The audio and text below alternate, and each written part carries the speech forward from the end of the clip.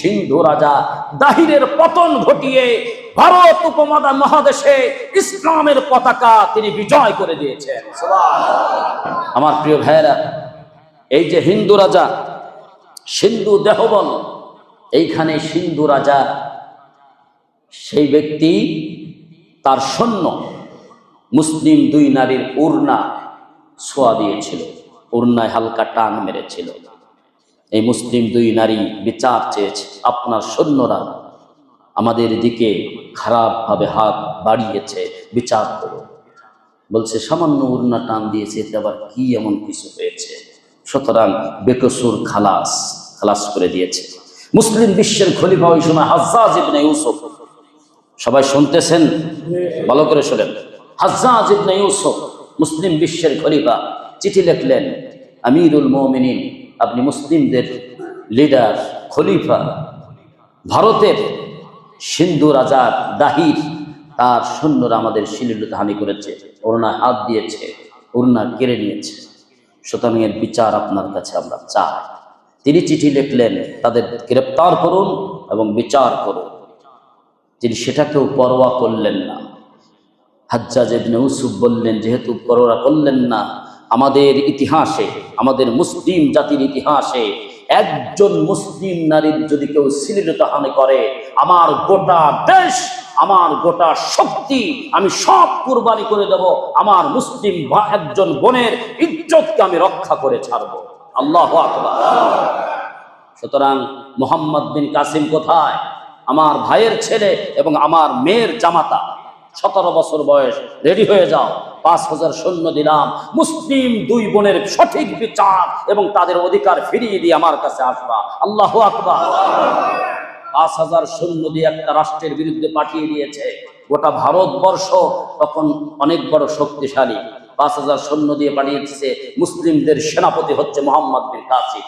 চলে আসলেন, আস্তে আস্তে সেইখানে পৌঁছাইছেন এবং সিন্ধু রাজা দাহিরের পতন ঘটিয়ে ভারত উপমহাদেশে ইসলামের পতাকা তিনি বিজয় করে দিয়েছেন। সুবহানাল্লাহ।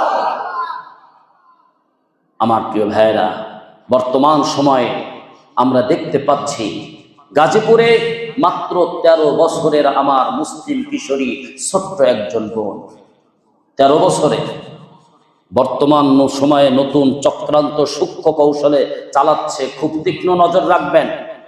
ফেসবুকের যুগ। একজন হিন্দু যুবক, সে মুসলিম নামে ফেসবুক আইডি খুলে নাম রাখে আবু বকর, ইব্রাহিম, শাফি, এভাবে নাম রেখে মুসলিম তরুণীর কাছে রিকোয়েস্ট পাঠায়। রিকোয়েস্ট পাঠার পরে সে তো বুঝতে পারে না মুসলিম, তার রিকোয়েস্ট অ্যাকসেপ্ট করে, মেসেজ আদান প্রদান করে।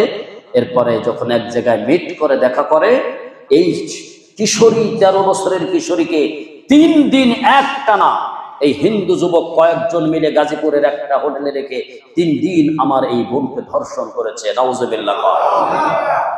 যখন পুলিশের কাছে আমরা বিচার চাইতে গেলাম, তখন বলছে এটা তো প্রেমের সম্পর্ক। প্রেমের সম্পর্ক, তাতে কি হয়েছে? আমাদের বাংলাদেশে 18 বছরের আগে কোনো নারীর যদি বিবাহ পড়াইতে যায় কোনো ইমাম সাহেব, সেই ইমাম সাহেবের চাকরি চলে যায়, ইমাম সাহেবকে গ্রেফতার করা হয়। ঠিক কিনা বলে? কেন বিবাহ করিয়েছেন? 18 বছর হয় নাই। আর 13 বছরের একজন কিশোরীকে ভুল ভাল বুঝিয়ে, তার আবেগকে কাজে লাগিয়ে যেই হিন্দু যুবকেরা তাদেরকে ধর্ষণ করলো, বাংলার জমিনে তাদের বিচার হতেই হবে। ঠিক কিনা? আমরা জোর দাবি জানিয়েছি এবং এই গাজীপুরের একজন খতিব, তিনি এটা জোর প্রতিবাদ করেছে বিধায় তাকে ইসকনের হিন্দু যুবকেরা, ইসকনের সদস্যরা তাকে অপহরণ করেছে। অপহরণ করে ঠিক হিলি যে বন্দর, ওইখান দিয়ে গোপনে তাকে পাচার করে ভারতে নিয়ে যাচ্ছে। বলছে, আমি যখন বারবার বাঁচার চেষ্টা করেছি, নির্মম ভাবে এই হিন্দু যুবকেরা আমাকে প্রহার করেছে। শেষ পর্যন্ত আল্লাহর উপরে ছেড়ে দিয়ে আমি আর বাঁচার চেষ্টা করতে পারলাম না, আল্লাহ তোমার উপরে ছেড়ে দিলাম। এই ঘটনাগুলো মুসলিম দেশে ঘটছে আমার প্রিয় ভাইয়েরা। সুতরাং এই বাংলাদেশে বর্তমান সময়ে রাজনৈতিক একটা মৌসুম এসেছে।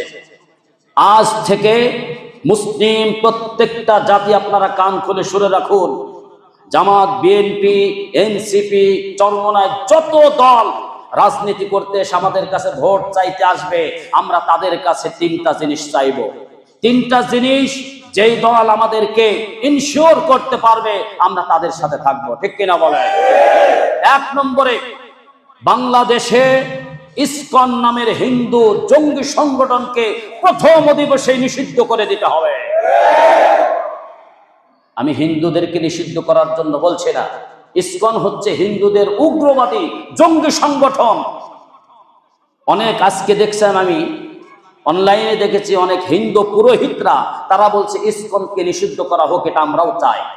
কারণ উগ্রবাদী সমস্ত হিন্দু ভাইরা তাদেরকেও পছন্দ করে না, ঠিক কিনা বলেন?